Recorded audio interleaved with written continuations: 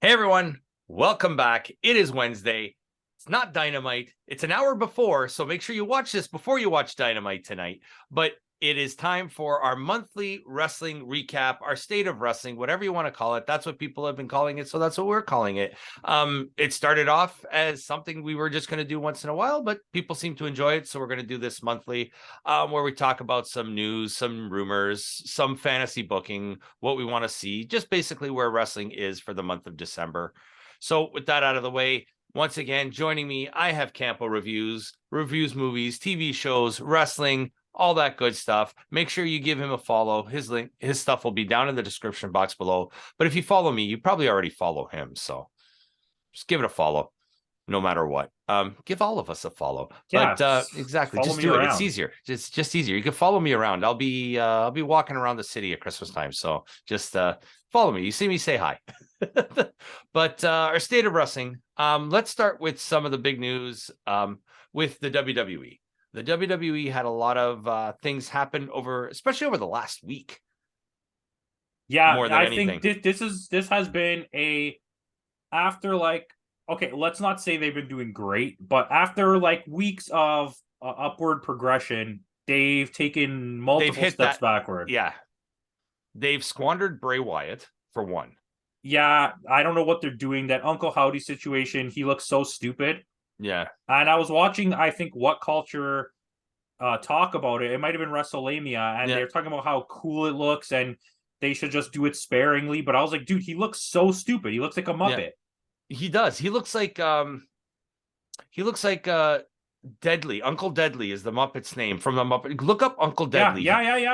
You know exactly who I'm talking about. Yeah. And he's the guy with the long nose. Muppet Christmas Carol. If you've seen it, you know which one he is. But that's who he looks like. I think that's, I know it's supposed to look like his Uncle Wyndham, but I don't see that. I think the Muppet Show when I see. No, it looks like a really stupid plastic face on top of someone else's face. But anyways, that's fine. If WWE wants to play around with that, that's fine. But I think this whole situation at least it's giving LA Knight something. They need to push this guy a little bit more. Yeah, but it's like you brought back a guy, no offense, okay? But you brought back a guy who's like a mid-carder to have a feud with a guy that you're pushing so hard to try and prove that this guy's going to be a main carder, even though everyone who knows wrestling knows he's never going to become that. No. So this just seems like a really awkward place to start this whole thing. Yeah, he's a top tier mid card at best. Yeah, and for me, it just seems like a weird place to place Bray Wyatt. Like, he hasn't even had a match yet. We probably won't see a Wyatt match until what? Maybe the Rumble? Or do you think do you think Wyatt will enter the Rumble? I don't even think Wyatt's going to enter the Rumble. No, I don't. Unless this whole tease of the Wyatt 6 actually comes to fruition and they help him win it. They're like all the last 6 people remaining and they all just throw themselves over the top rope. But see, the thing is, they already have a gimmick like that in NXT. And Schism and the Dyad. With honestly, I don't know. With Joe Gacy, I'm very confused. Like, we'll get to this with another company as well, but I'm very, very confused at where the storylines lead now. I enjoyed it getting to where it is now, but now I don't understand where any of it's going. Yeah. And it's been a long time of trying to tell this story that's happening all around WWE, and it's just not making sense. And then it seems like they've lost their direction. Yeah, definitely. Going back to even what we were saying the other night, we were saying the last week on our NXT review, like, people were high praising like that NXT. Like, you watch any outlet right now, they're saying how amazing this Iron Survivor Challenge was. Every single person I talked to about this was telling me what a great pay-per-view that was. I was like, what are you talking about? Did we watch the same thing? Like we said in that review, the concept was good, but the way it was executed was not. I don't care about things being a spot fest. Like, I know I complained about that in the episode, but I'll clear the air right now. When you're doing spot fests like Death Triangle versus the Elite, that's a different story. When you're doing it WWE style where there's no stakes, everything is super safe. Yeah. You're not ever really using any weapons. It doesn't feel okay to me, especially when your whole match is just a train of these events. You know what I mean? And it's just like, okay, let's calm down with this. Yeah. You could have just gave me a bunch of singles and tag matches in that, and I would have been fine. We would have been happier with that. Yeah. It seems directionless right now. Mind you, this is coming off the heels too. We just witnessed Gunter versus Ricochet. Gunter retained the IC championship, which that was a fantastic match. Yeah, it was. I actually watched that. And yeah. To me, once again, though, it's like what happens to Ricochet now? Do you re-sideline him again for like another 2 months until you put him to fight someone to put them over for a title? You know what I mean? Unless you move him to Raw and have him feud with Theory. I mean, that could work because they're like a similar size of wrestler. Like... Yeah, same type of but going back to what we were saying about NXT, they pushed the women's championship match ahead by 3 weeks. It was supposed to happen at New Year's Evil. Instead, we got it this past Tuesday, like a week ago, not yesterday, but last week, Tuesday, we got that match between Perez and Mandy Rose, and in a shocking victory. We called it. We knew Mandy Rose was losing the belt. Yeah, and I'm just surprised they gave it to Perez. Like, they're really pushing this girl hard. I know. And I'm sitting here saying to myself, I already knew that this was happening. We talked about how we knew this was going to happen. But at the end of the day, she's not worthy of being the champion. Not even close. No. Not even a little bit. This is, you have... Imagine if you did what you did with Liv Morgan, but before Liv Morgan had any fan backing. Yeah. They're hoping what they're doing with Perez is going to equal what happened with when Paige won the belt. Yeah, I think so. Because it doesn't make this is just for Booker T. Yeah. Pretty much. But I mean, then again, who really do you have on that roster other than maybe Zoe Stark, who legit looks like a badass, or Ivy Nile? Zoe Stark, okay. You could have gave it to you could have gave it to the red hair girl. Which one? The red hair girl. Which one? The one that's the zombie girl fighting the Scottish people. Isla Dawn, or like they had that whole feud both of those. Isla Dawn and Fire. The other one. You could have Alba Fire. Yeah. They're both like veteran wrestlers that could have at least remotely made it look like you deserve a title. I think Perez is a transitional champion. I think this is okay. I don't want to call this a Wikipedia win because I don't even understand the logic of it. Yeah. But I think she's too young to have a Wikipedia win. This is this is what Vince McMahon did with Austin Theory. Nobody liked it. And nobody liked it. And nobody's liking this either. I think come New Year's Evil, which is on January 10th, I think she's losing the belt to either Isla Dawn or Alba Fire. Yeah, that's good. And I mean, let's touch on what we actually came here to talk about. They fired Mandy Rose. Within 24 hours of losing the belt, they fired Mandy Rose. And now we know why the match got moved up to get Mandy Rose out of the company. But there's women on that roster that show much, much more than she does. So I don't understand. But Mandy Rose's Instagram is already like an OnlyFans. So to me, it's like if you weren't, but I get it. I actually saw like they're like blurred out pictures, but I saw it and she's like naked in a pool. It wasn't what they originally said it was. Oh, but really? It's still at the same time, like she's an adult working in an adult-based company where people are beating the crap out of each other. I get it, you're trying to sell to a younger audience, but how does her private goings-on affect the show? Yeah. Like little kids can't sign up for her OnlyFans or whatever. It's not OnlyFans or whatever it is. But I mean, it's like, you can Google search it. I'm sure if you look up Mandy Rose. Yeah, let's not Google search it. But I mean, it just seems weird to me. This is your hottest wrestler, and I mean that from a wrestling standpoint. Yeah. She has been, other than Bianca Belair, the most consistent female wrestler you've had in the company for over 400 days. Close to beating Asuka's record. And to me, it just didn't make any sense. No. And you know what? She has posted multiple times like she escaped the being like held captive. Yeah. Since she's been fired. So I think she's happy. And like I told you, if I'm Impact Wrestling right now, I'm giving her whatever amount of money she wants because she's such a star right now. She's going to put asses in the seats, and you need to replace Chelsea Green. And that's a perfect replacement. Like, I mean, nothing's going to replace left? Chelsea Green and Mia Yim. And Mia Yim, yeah. But there's someone that else is like after that match. And Mia she's Yim's a perfect person to either put against Perazo or put with Perazo.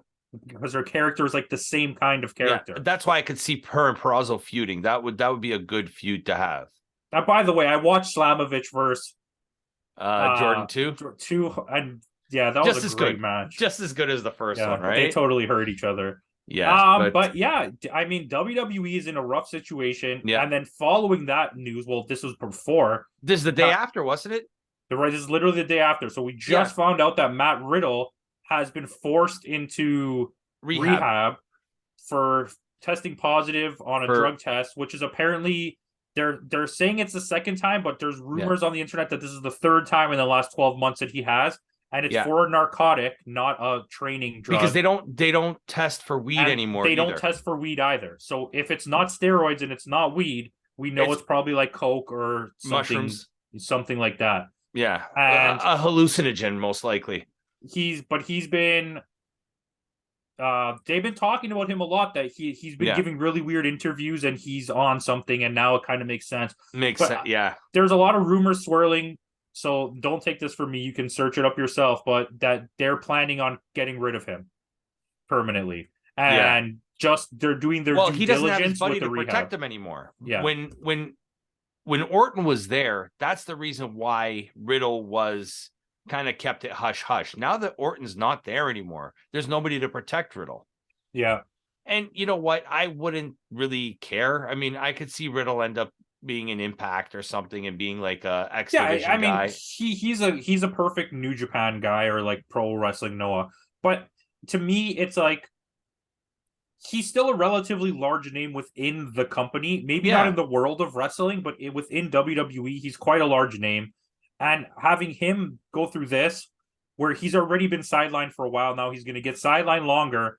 You have Mandy Rose kicked out of the company, and then all of a sudden, out of nowhere, all this Vince McMahon stuff comes in. That's right.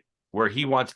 Apparently, they're saying they don't want him back in the company, but he still has majority ownership in the company. He can just place himself back. The shareholders can push him out, even though he has majority, because the shareholders' votes outweigh his votes, even though he owns half the company. Yeah, 50, was it 50? It's 51 to 49 or something like that. Or 50.5 to 49.5. Yeah. It's just a slim margin. But it's not like it's a lot. Because it's a business decision, and they have the right to vote him. The majority can rule him out. Yeah. Yeah. Even though he's the majority stakeholder. But, and I'm sure on anything that Stephanie and Triple H do not want him anywhere near the company at this point. No. And neither do Fox or USA. Well, that's the thing, too. Fox and US and NBC threatened to pull if Vince McMahon returned. Yeah, a lot of people threatened to sell all their stock. When they announced, when the New York, I think it was the New York Post that posted it, saying that when Vince wanted to come back to WWE, the stock prices dropped, like, was it 6% or something like that? And when they said that it jumped back up. Once the news broke of that, more news came forward from allegations from the 80s. So it's like,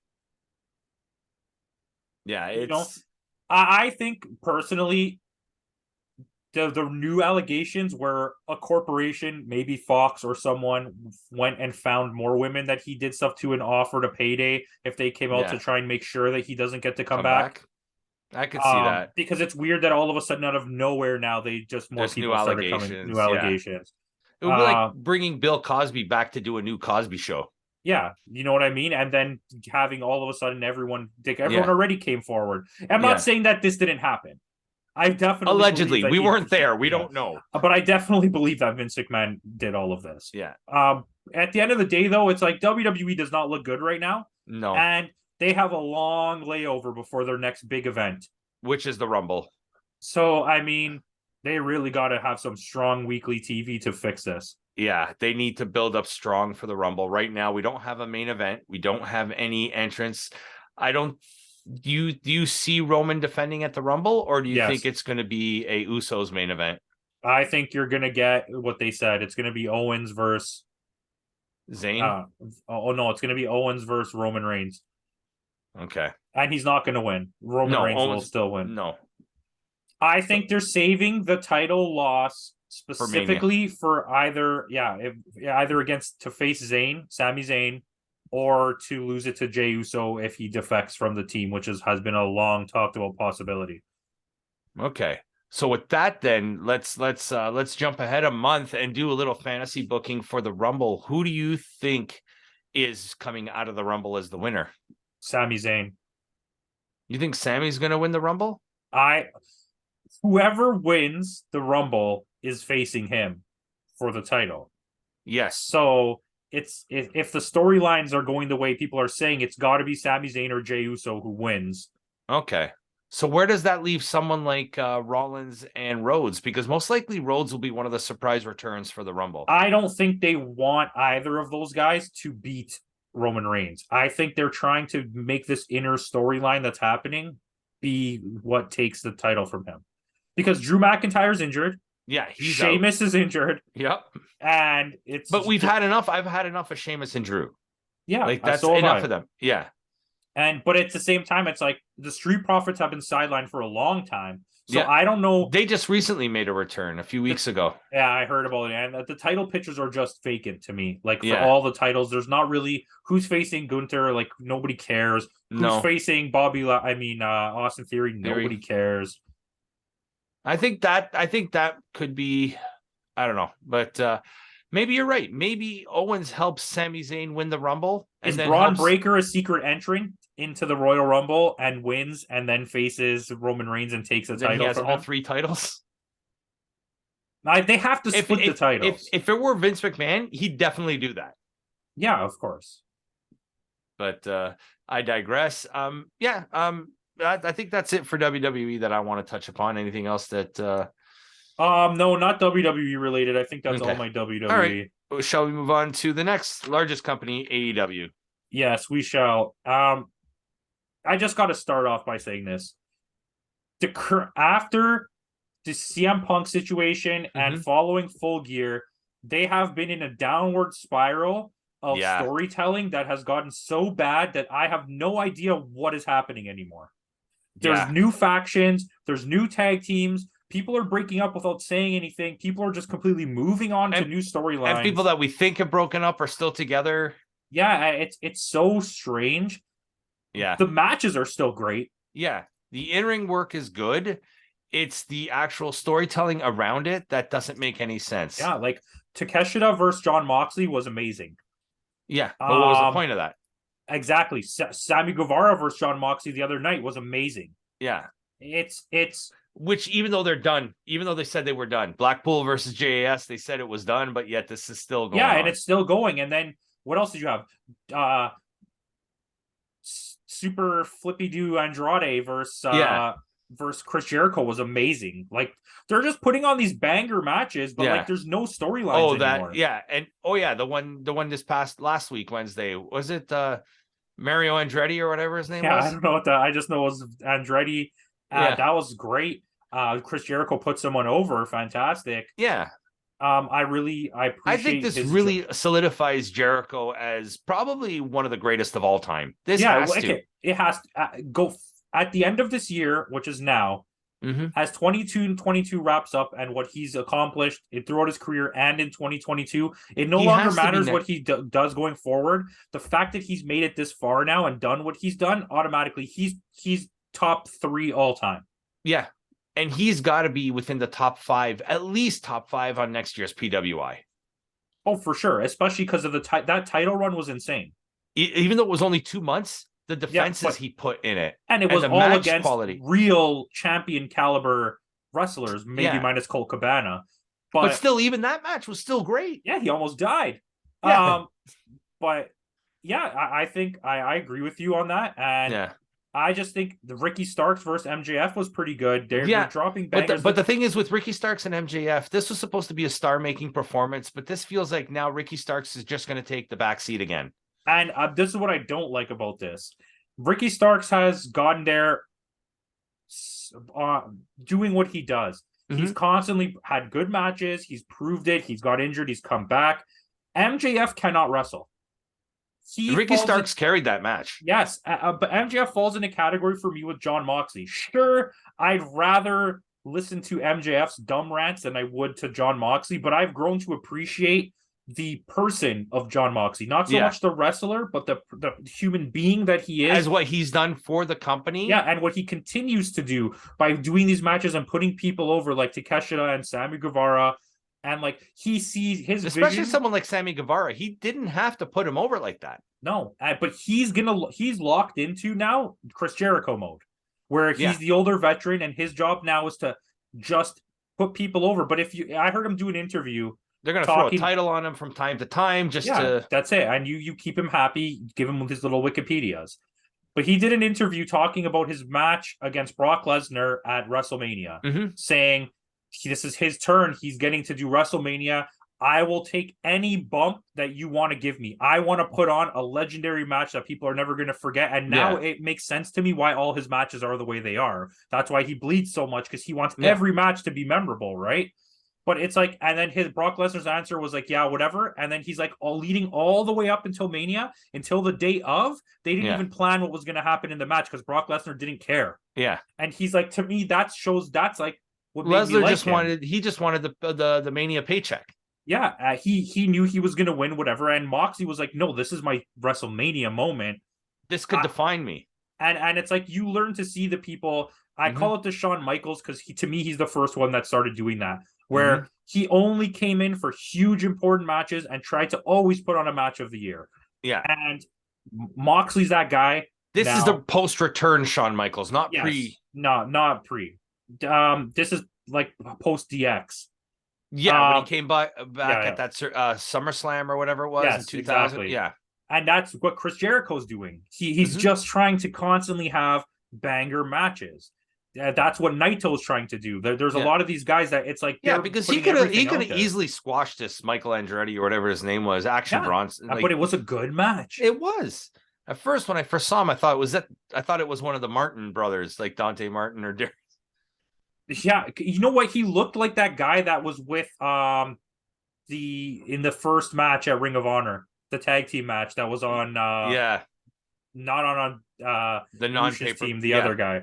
Yeah, I thought that's who it was, but it's not. Apparently, look exactly the same. It was literally a random Texas jobber. Apparently he's all elite now. So congratulations. Just like was it Fuego del Sol, and we haven't seen him since. But there's a changing of the guard here. We talked about this in other companies. We're going to talk about it again today on other companies. Yeah. But you could see it happening. The titles are being moved. There's plans. Yeah. The title picture for me for the foreseeable future, because they tied up Adam Page, they tied up Kenny Omega with everybody's tied up. Yeah. It's going to be Ricky Starks and MJF for a while now. Well, they're also throwing Bryan Danielson in there too. Yes, now. But Bryan Danielson, we haven't even seen him on TV in weeks. Yeah, it's most likely going to be Danielson and MJF. Danielson will be the next champion. Yeah, and that's going to be at Revolution. Yeah, which is fine for me. But you could see the clear push to change things. MJF is the champion now, which is like nobody expected. Like we knew it was going to happen when it happened. Yeah, but like they just prior to that, we're like, there's no way they're going to give MJF. But Ricky Starks is getting a push. Wardlow, Powerhouse, Jungle Boy, Darby Allin, Hook, Sammy Guevara, House of Black. That's right. We even didn't touch about the Hook save on Dynamite. And that's huge. That Hook save is so huge because that showed me a clear picture that you want to push this guy now. It's time for Hook. And I'm so about that. Like all of the homegrown talent, this is AEW, the light switched on their head. We got to stop pushing these guys we're bringing in all the time, and or else we're going to lose our homegrown talent. It's time to push them. Darby Allin has been literally at the forefront of like every episode of Rampage for the longest time. And same thing with Jungle Boy. Yeah, exactly. But it's creating a feud, having Sanjay Dutt and Jay Lethal and Jeff Jarrett, three names that have been in the industry for so long, and attaching Darby Allin to that for a while was huge for him. Yeah, with the mentorship of Sting, it's fantastic. Like this now, Sting can have I just wish he would learn how to do more than his same moves every match. Yeah. Darby Allin. It's Darby Allin is a bit of a spot fest, but there's potential for more. Yeah, there's so much potential for more, and there's a clear push. House of Black came back, and they are not holding back with them. They are going to let House of Black ride Right. all the way. They are House of Black will be title. taking the trios title Yeah. from whoever comes out of this at tournament Revolution. At Revolution, yeah. Whether it be, most likely, I think the Elite are gonna win. They're gonna win the next 3 matches, guaranteed. I think so too, because it tells a story. Because and Death only Triangle has if had it goes run. if it goes to match 7, that's the only time that title will be on the line. Yeah, because they're going to do a stipulation. What I think is going to happen. All the stipulations. Did they do it? So the last match is the ladder match, right? Last match is a ladder match. Yeah. Yeah. So that's where the titles. It's going to happen. Yeah. This is my fear, though. 3 matches like this after the ones we just had, someone's going to get hurt. Yeah. Because they already all got hurt in that last match. Yes. And there wasn't even any weapons involved. Yeah. So the next one is a no DQ. Then what is it? The falls count anywhere. Yeah. Which is essentially, well, just give me it. I don't care. Yeah, I've been having fun, and the Elite are winning the next 3 matches, and that's fine with me. Yeah, this is fine. I will never ever in my entire life say that Kenny Omega does not deserve to win a title. Yeah, like this is a guy. Should he stay healthy? I talk about this all the time, but he could surpass Jericho and deservedly so earn a title as the greatest wrestler of all time. Yeah. Like realistically, it's absolutely, it's not out of the realm of chance. He's so more good. I akin him to like if people like a Mario Lemieux. Yeah, Mario Lemieux had the potential to be better than Gretzky, but because of injuries, because of his inconsistency, nobody's going to hold Mario Lemieux. Regardless of whether he did or didn't or had the potential, he was definitely skilled enough to be the only person to be in a class with Wayne Gretzky. And that's how I feel about Omega, because he can't seem to stay healthy. But it's just like this out West Canadian thing. You got Bret Hart, Chris Jericho, Kenny Omega. Mm-hmm. But when Kenny Omega's in the things that Kenny Omega has done in his career already are so overwhelmingly huge. Yeah, like he changed the entire tone of most of what was happening in New Japan at that time. But because a lot of North American fans aren't too familiar with that, they don't know his exactly. So his recognition feels lower. Do you know what I mean? Like that Bret Hart, where you know what he's won, and Chris Jericho. Like Chris Jericho's time in Japan is amazing. Yeah, as brief as it was his second run. Yeah, we digress. Yes. The pushes are coming. Julia Hart is going to get a push. Yep. Don't be surprised if Julia Hart is the one who wins the TBS title and wins it by blowing mist in her face or doing some kind of demonic stuff that wins the match. House of Black is winning the trios. You could see the rift where Red Velvet does not like Jade Cargill. Right now. Or Kira Hogan, because that division is really weak to me. All you have is Sky Blue, and you already beat Marina Shafir and now Athena's out of the picture because she's ROH champ. So I'm really the TBS title picture is a joke right now, and they can't let her lose yet until Revolution. She can't lose. It'll be at Revolution mostly. There's going to be a lot of title changes. I think it's going to be Julia Hart. I could see that. Hayter's holding onto the belt for a while longer, or you think Hayter's going to lose the belt? I'm really worried. It's confusing me because now that Saraya has entered the picture, I'm worried. Because I truly believe that Shida should be the next person who wins. Yeah, I think they've learned their lesson with the ex WWE guys. We need to push our homegrown talent a little bit more. And Hayter's a homegrown talent. Let her have a good run. And you're at risk every day of letting Hikaru Shida walk by not. She could go anywhere in Japan. Those companies will take her immediately. Can you imagine Shida has a match against Kairi for the... Yeah, I could. Iwatani, I could see her fading anyone. Julia, that would be a crazy match too. It doesn't... The things are settling. Like I said, the AEW is getting a clear vision of what they want to do, but the storytelling is an absolute mess. Yeah. And I don't even care about storytelling, but it's getting so convoluted that this whole thing with Preston Vance, and now Hangman's back. There's no Dark Order anymore, but there's kind of still Dark Order. And it's like MJF left the firm, and the firm had Jade Cargill, but now Jade Cargill's gone and they didn't explain any of that, and she's fighting Little Bow Wow, and it's like, what the fuck am I watching? Little Bow Wow. That was horrible. Sorry, I digress from that. Yeah, but what happens when Miro comes back? Is he coming back?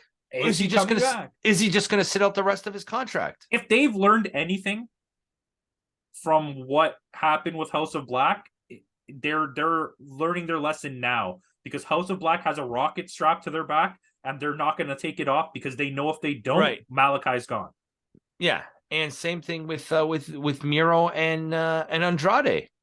Andrade is gone. I don't see him. Andrade's not coming back. They've said multiple times that there's rumors backstage that he's been trying to get fired because he wants to go back with Charlotte. Yeah, his wife back in Let him WWE. go. That's fine, because But at least Andrade in WWE with Triple H in charge, I could see Andrade feuding for the U.S. Championship with Theory, bring him in as a face or bring him in as a heel and have him go against Gunter. Like, before he leaves, you got to make a rift in the LIJ and whatever the LFI, whatever they're called, and make one of the events like a 8-man tag match where LIJ faces LFI. Yeah, and Roosh and Andrade, Preston, and they Dragon all turn Lee on him or something and kick him out, a la Bullet Club at that match.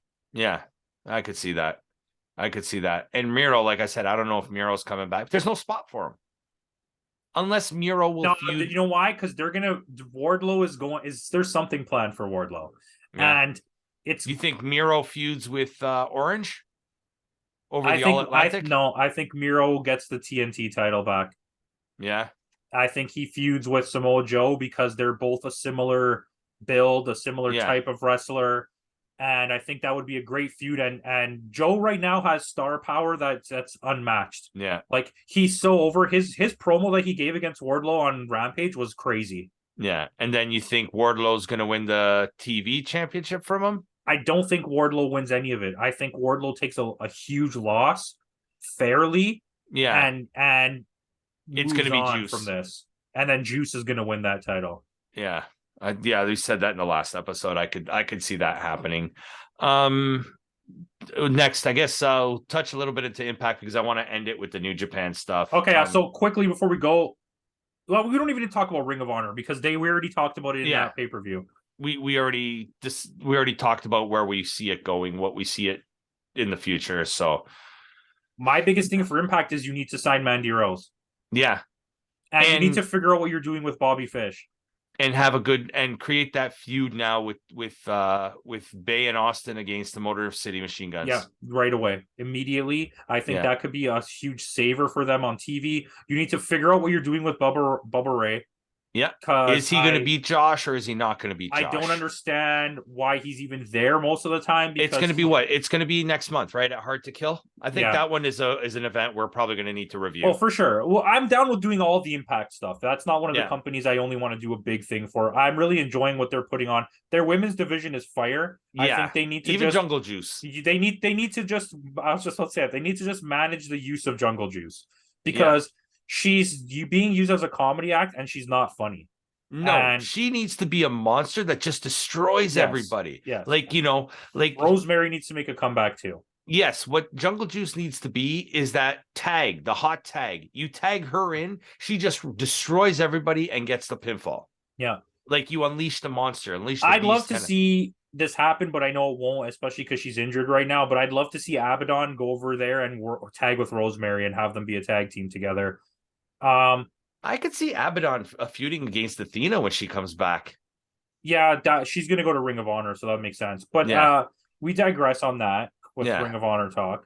But yeah, get Mandy Rose, figure out what you're doing with Bobby Fish, figure out what you're doing with Bubba Ray because neither of them really have a place here. I think Bubba Ray is solely there to put over to solidify Josh because he's been wrestling very sparsely. Yeah, and I don't know what his storyline is. With Bubba, I mean, he's what, 50 now? Yeah. Close to it. Like, so I think but he can go. Yeah. His match against Moose was pretty good. Okay, granted, true.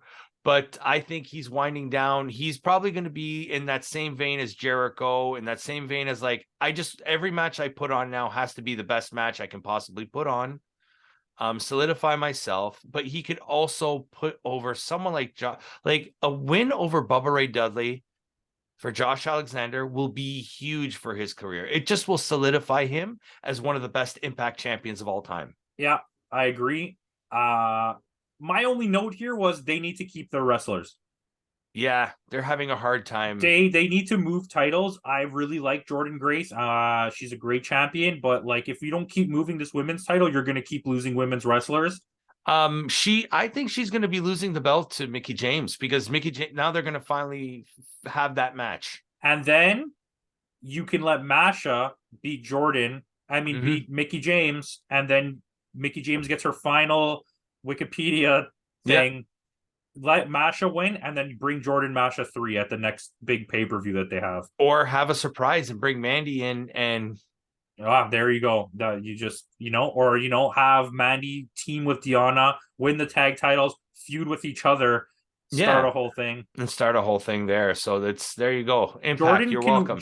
Jordan can be put in the X. What's his name? The showed digital up. Media. Speaking of which, her husband showed up. Jonathan Gresham showed up on Impact now too. Finally. Which we called it. We knew that was this is much needed. Yeah.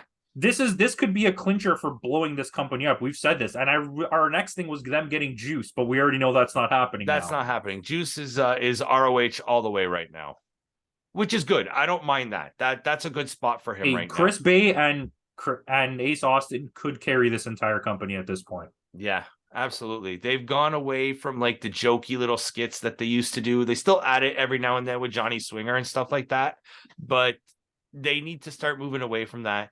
And they could really be that third company, because I don't count ROH as a third company because it's owned by AEW. So that's all one company. But this could finally solidify Impact as that third company, a third viable option. Who knows? Maybe they open up a. You're right, though. They could, because their MLW and NWA are having the same problems of not being able to keep their wrestlers. And yeah, I think after all the losses NWA has taken, Impact is looking really strong right now. Yeah. And like people, I think with MLW is losing a lot of their talent to AEW, to New Japan, and NWA is losing their talent just because it's a transitional spot for them. It's not a full-time position for them. Well, they've purposely designed it in a way that allows wrestlers to do that, which is what I find strange. I watched an interview with Billy Corgan recently, and he talked about that, where it's just like whatever's happening is happening. But anyways, let's move on from that. Let us get into the meat of the potatoes finally of this episode. We are going to talk about, let's move on to New Japan. Wrestle Kingdom's in a couple weeks.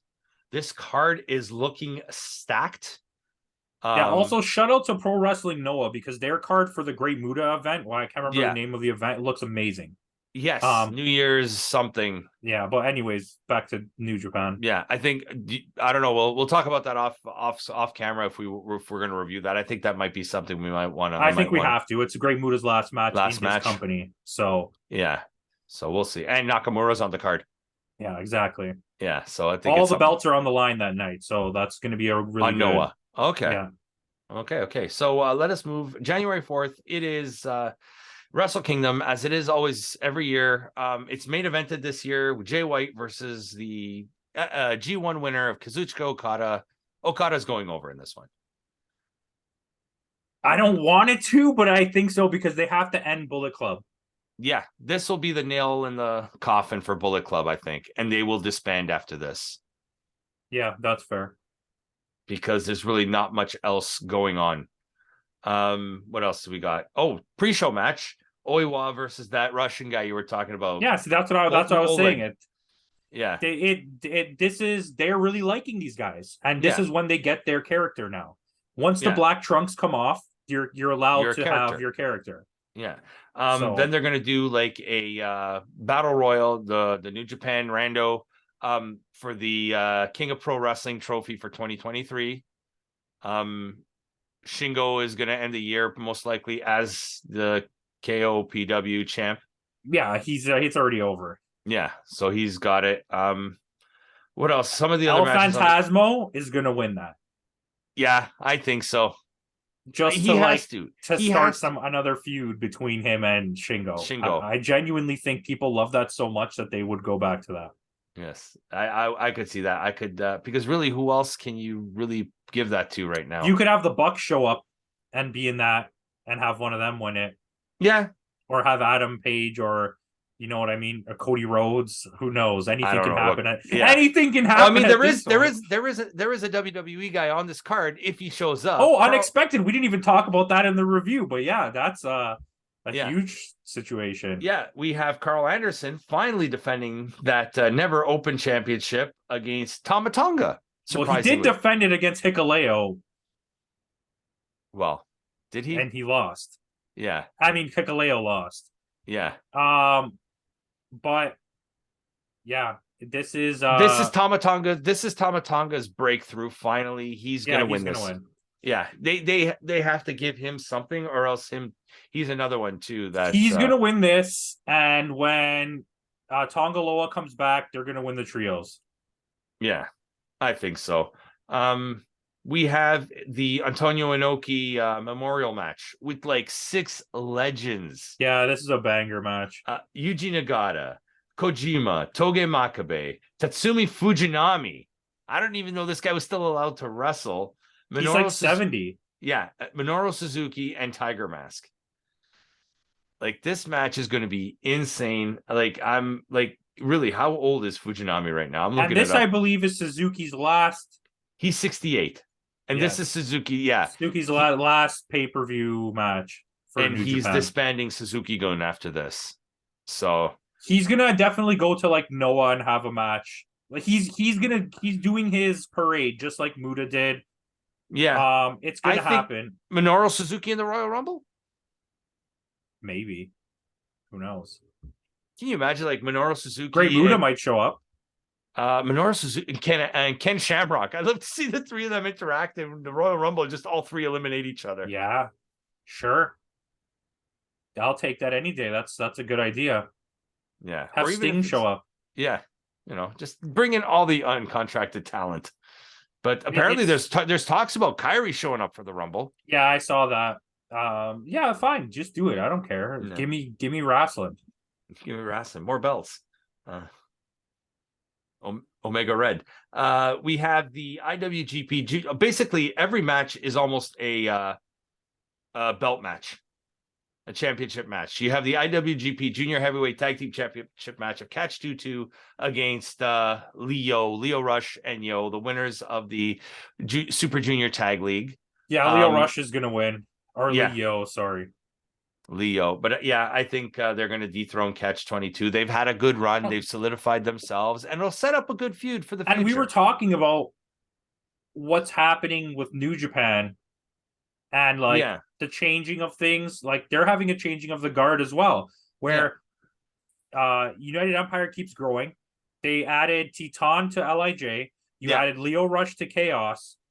So I mean, this is like, you can clearly see that those are the factions they want to stay with as Bullet Club people continue to leave Bullet Club. Yeah, Bullet Club, I think, has had their run. They don't want Bullet Club to fall into the same thing as the NWO did. I believe that LIJ is going to become the new Bullet Club. Yeah, they're going to become the new heel faction. And United Empire is going to be that weird in-between faction. They're not base, they're not heels. But and then Chaos is going to keep growing and become like a full face. Yeah. Tanahashi's going to join Chaos for real. Like, yeah. Because he's already tagging with Yano, right? So yeah. They're making a fun tag team, too, in that tournament. You got Kyrie versus Tom Nakano with Natsupoi for the IWGP. Well, this will be your second defense because I think she's defending it at the Stardom event at the end of this month. Yeah. Yeah. So this might be your second, but we clearly know she's not going to lose. Yeah. But I don't think anybody cares. Yeah. This is a really good match. Yeah. I'm looking forward to it after watching that Stardom event. Tune in next week for our end of year awards and see where that Stardom event falls on our pay-per-view of the year. No spoilers here. You got FTR against Bishamon, the winners of the IWGP World Tag League. Bishamon's probably going to go over on this one. Yeah. As we said in the last episode. The brand new championship being unveiled, the NWGP World Television Tag Team Championship, Ren Narita versus Zack Sabre Jr. Who's winning this? Ren Narita. You think Narita? They're not going to give it to Zack? I originally thought Zack to give him like what he wants and like the Wikipedia, as we call it now. They need to title him. Yeah. And it's a low enough level title that that's a good place to start. And he's a fighting champion type of guy. He will wrestle constantly, and it gives him purpose because he is a good wrestler, and his character is worthy of a title. But Ren Narita is on such a rocket strapped to his back situation right now. Like, it's kind of hard to see him losing, because I didn't even think he was going to win some of those matches to get where he is. Yeah, and it could be a good catapult for him to move into the junior heavyweight division. Yeah, because you already have Umino has his direction. They already have a direction. They've already moved Umino into like that mid-card US championship title Umino picture. and Narita is going to be the next wave of Okada and Naito. Like, and they're going to be they're going to become rivals.